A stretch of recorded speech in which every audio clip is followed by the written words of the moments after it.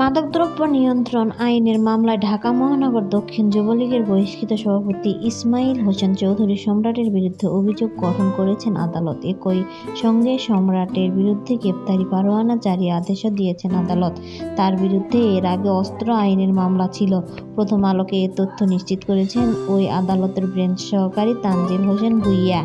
ঢাকার সপ্তম অতিরিক্ত মহানগর দায়রা জজ মোহাম্মদ সাইফুর রহমান মজুমদার আজ বৃহস্পতিবার এই আদেশ দেন। একই মামলায় সম্রাটের সহযোগী এনামুল হক আরমানের বিরুদ্ধে অভিযোগ গঠন করেছেন আদালত। আদালতে হাজির না থাকায় আদালত তার বিরুদ্ধে গ্রেপ্তারি পরোয়ানা জারির আদেশ দিয়েছেন। এর আগে গত 28 জানুয়ারি সম্রাটের বিরুদ্ধে অস্ত্র মামলায় অভিযোগ গঠন করেন ঢাকার প্রথম অতিরিক্ত মহানগর দায়রা জজ।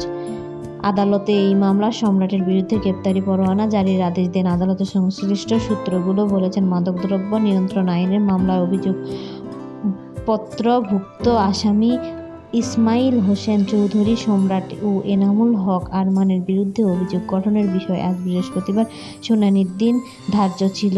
আসামি পক্ষ থেকে অভিযোগ গঠনের শুনানির সময় চেয়ে আবেদন করা হয়। আদালত আসামি পক্ষের আবেদন নাকচ করে সম্রাট ও এনামুলের বিরুদ্ধে অভিযোগ গঠনের আদেশ দেন। একই সঙ্গে তাদের জামিন বাতিল করে গ্রেপ্তারি পরোয়ানা জারির আদেশ দেন।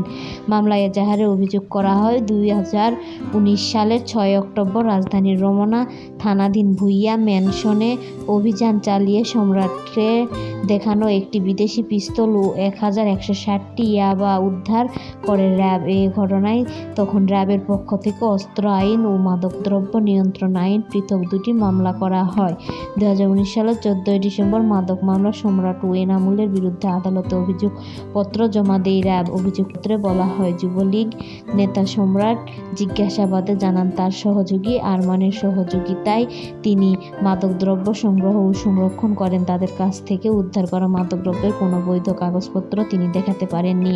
ঢাকার দক্ষিণ যুবলীগের সভাপতি হিসেবে ক্ষমতার অপব্যবহার করে রাজধানীর বিভিন্ন ক্লাব পরিচালনা করতেন তিনি। তার নিয়ন্ত্রণে এসব ক্লাবের ক্যাসিনো সহ জুয়ার আসর বসত। এভাবে বিপুল অর্থ সম্পদের মালিক হন। প্রতি মাসে ক্যাসিনো খেলার জন্য সিঙ্গাপুরেও যেতেন তিনি।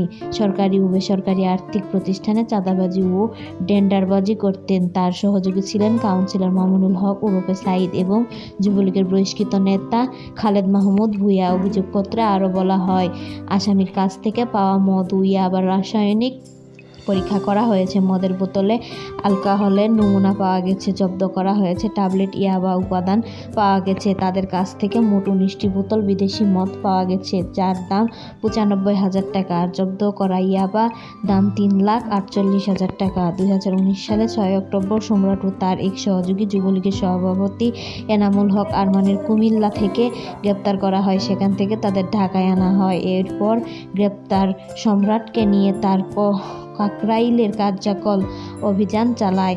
অভিযান সম্রাট কার্যালয়ে ক্যাঙ্গারুর 2টি চামড়া, মাদকদ্রব্য ও অস্ত্রোপচার পাওয়া যায়।